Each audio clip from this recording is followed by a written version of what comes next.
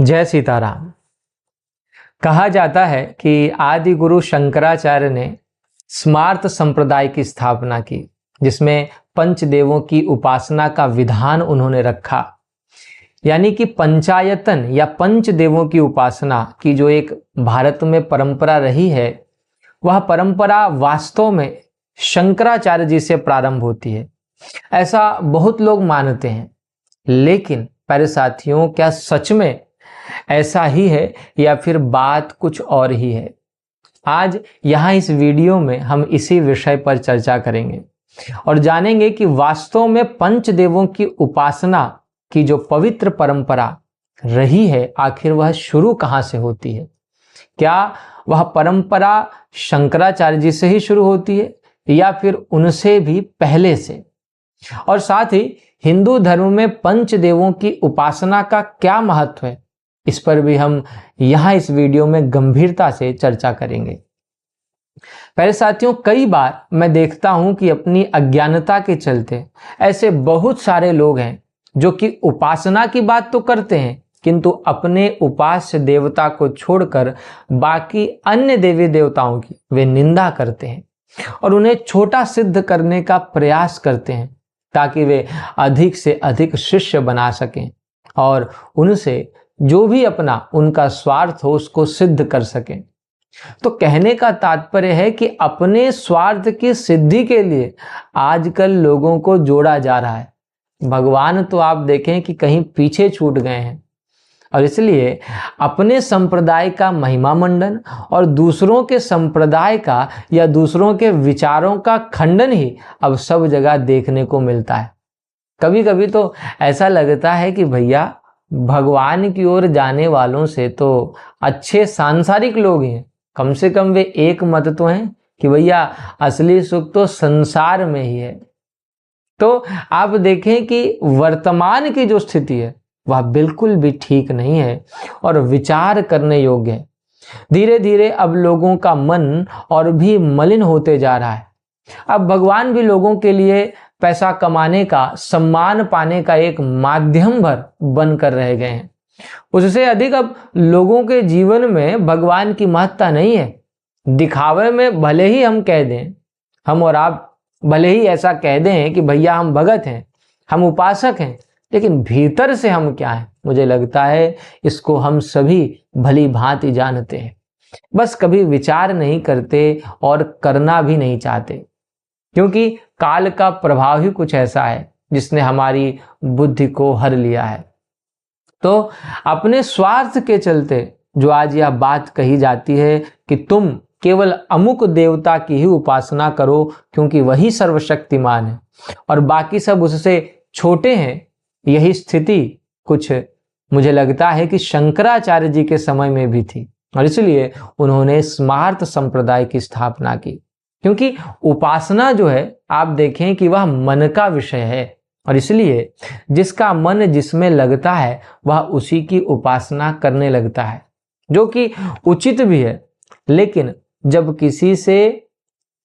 किसी को यह कहा जाता है कि भैया तुम जो कर रहे हो वह ठीक नहीं है, तुम अमुक देवता की उपासना करने के बजाय उसकी उपासना करो जिसकी उपासना हम तुम्हें बता रहे हैं, क्योंकि वही सर्वशक्तिमान है, तो ऐसे में समाज में प्रचलित विभिन्न संप्रदायों में फिर विद्वेष का भाव उत्पन्न होता है और उपासक का मन भी आप देखें कि सदा अशांत बना रहता है, क्योंकि उसकी प्रकृति के अनुकूल उपासना से जब वह अलग उपासना करने लगता है तो उसे जो सिद्धि मिलनी चाहिए वह नहीं मिल पाती।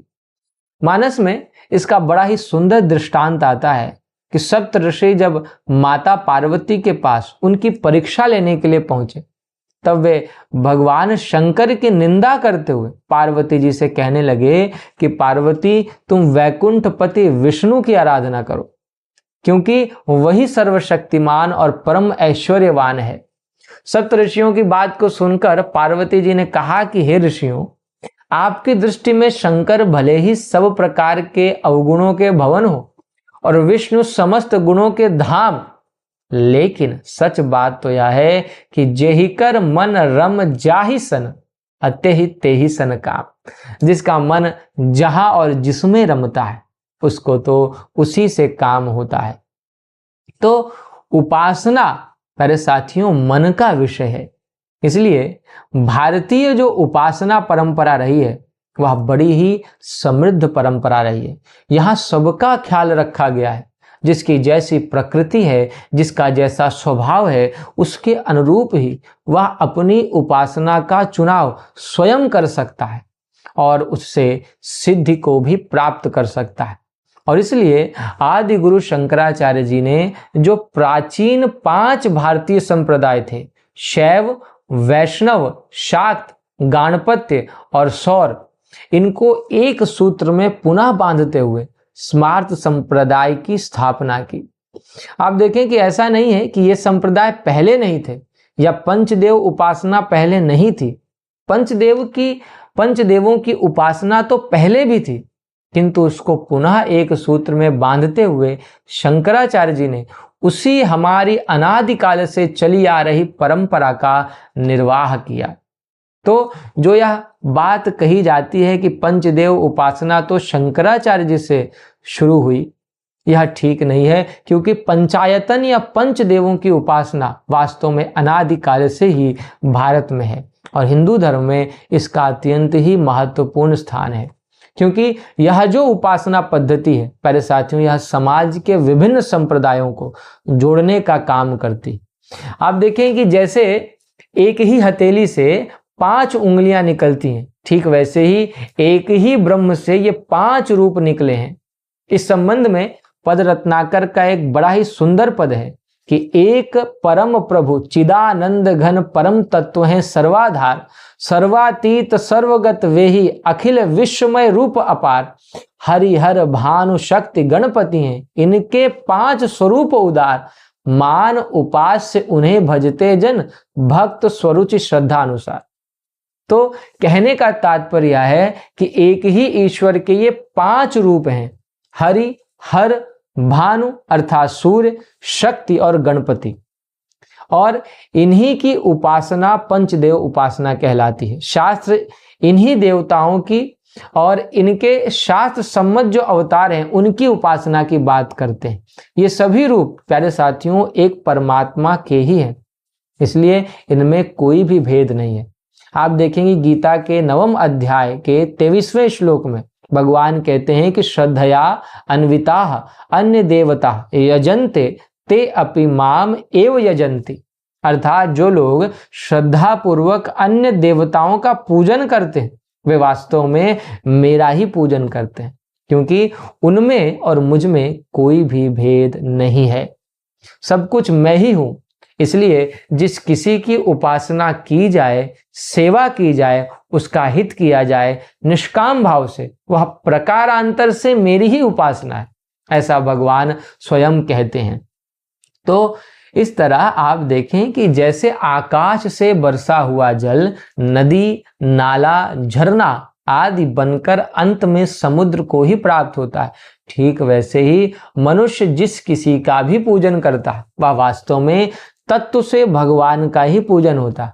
अब उसमें जो लाभ है उसमें कारण उसकी अपनी भावना होती, और इसलिए जिसकी भावना जैसी होगी उसको वैसा ही लाभ प्राप्त होगा।